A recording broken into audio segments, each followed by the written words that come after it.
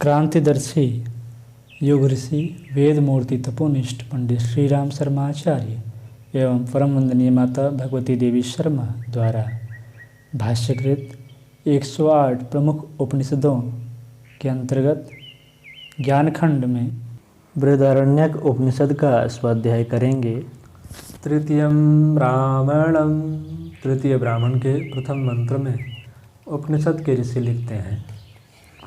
इसके बाद भुज्यु लाहयायानी, लाहय के पुत्र ने ऋषि याज्ञवल्क्य से पूछा, हे याज्ञवल्क्य, हम लोग मद्र प्रदेश में व्रताचरण अर्थात भ्रमण करते हुए विद्यार्थी के रूप में कपि गोत्र में उत्पन्न पतंजल काप्य के घर गए। काप्य की पुत्री गंधर्व से आवेशित गृहित थी। हमारे उससे यह पूछने पर कि तुम कौन हो, वह गंधर्व जो काप्य सुता पर आवेशित था बोला, मैं आंगिरस सुधनवा। तदुपरांत लोकों के अंत के संबंध में प्रश्न करते हुए हमने उससे यह भी पूछा कि परीक्षित कहाँ रहे, परीक्षित कहाँ रहे। अतः हे याज्ञवल्क्य, हम आपसे भी पूछते हैं कि परीक्षित कहाँ रहे। दूसरे मंत्र में उपनिषद के ऋषि लिखते हैं, ऋषि याज्ञवल्क्य बोले, उस गंधर्व ने अवश्य ही यह उत्तर दिया होगा कि परीक्षित वहीं चले गए जहाँ अश्वमेध संपन्न करने वाले जाते हैं। भुज्यु ने पूछा, अश्वमेध संपादक कहाँ जाते हैं? ऋषि बोले, एक दिन और रात्रि में आदित्य का रथ जितने स्थान में चलता है उतने को हान्य कहते हैं।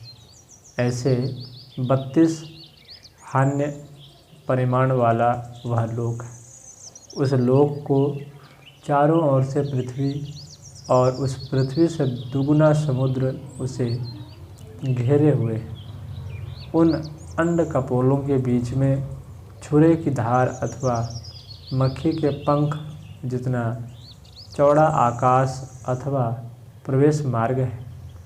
इंद्र ने उन्हें परीक्षित को वायु को प्रदान किया और वायुदेव उन्हें अपने में स्थापित करके वहाँ ले गए जहाँ अश्वमेध संपन्न करने वाले रहते हैं। इस प्रकार उस गंधर्व ने वायुदेव की सराहना की। अस्तु वायु ही व्यष्टि और समष्टि है। इस प्रकार ज्ञान रखने वाला पुनः मृत्यु को जीत लेता है। यह सुनकर भुज्यु लाहयायानी भी चुप हो गए। चतुर्थम ब्राह्मणम, चतुर्थ ब्राह्मण के प्रथम मंत्र में उपनिषद के ऋषि लिखते हैं, इसके पश्चात चक्रपुत्र उशस्त ने ऋषि याज्ञवल्क्य से प्रश्न किया, हे याज्ञवल्क्य, जो प्रत्यक्ष और साक्षात ब्रह्म है तथा सबके अंदर में स्थित आत्मा है, उसका मेरे लिए वर्णन कीजिए। ऋषि याज्ञवल्क्य ने उत्तर दिया, तुम्हारी आत्मा ही सबके अंदर में विराजमान है। जब उशस्त ने कहा, हे याज्ञवल्क्य, सर्वांतर कौन है? तब ऋषि ने कहा, जो प्राण के द्वारा प्राणन प्रक्रिया करता है, श्वास लेता है, वही तुम्हारा आत्मा सर्वांतर है। जो अपान के द्वारा अपानन क्रिया करता है, वही तुम्हारा आत्मा सर्वांतर है। जो व्यान से अव्यानन क्रिया करता है, वह तुम्हारा आत्मा ही सर्वांतर है। जो उदान से उदानन क्रिया संपन्न करता है, वही तुम्हारी आत्मा सर्वांतर होकर विराजित है। दूसरे और चतुर्थ ब्राह्मण के अंतिम मंत्र में उपनिषद के ऋषि लिखते हैं, चाक्रायन उशस्त ने कहा, जिस प्रकार कोई यह कहता है कि यह गौ है, यह अश्व है, आपका यह कथन उसी प्रकार का है। अतः आप हमें साक्षात प्रत्यक्ष ब्रह्म और सर्वांतर आत्मा के विषय में स्पष्ट रूप से बतलाएं। याज्ञवल्क्य ने कहा, तुम्हारी आत्मा ही सर्वांतर में प्रतिष्ठित है।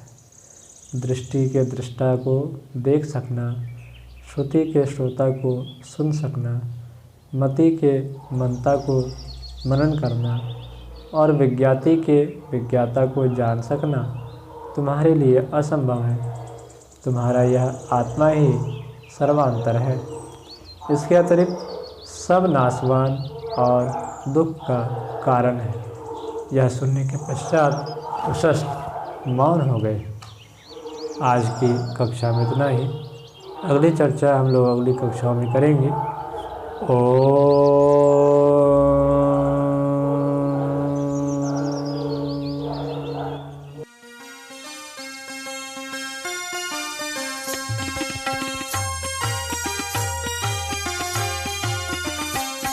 चलो गुरुदेव के सपने सजाने की शपथ ले ली। चलो गुरुदेव के सपने सजाने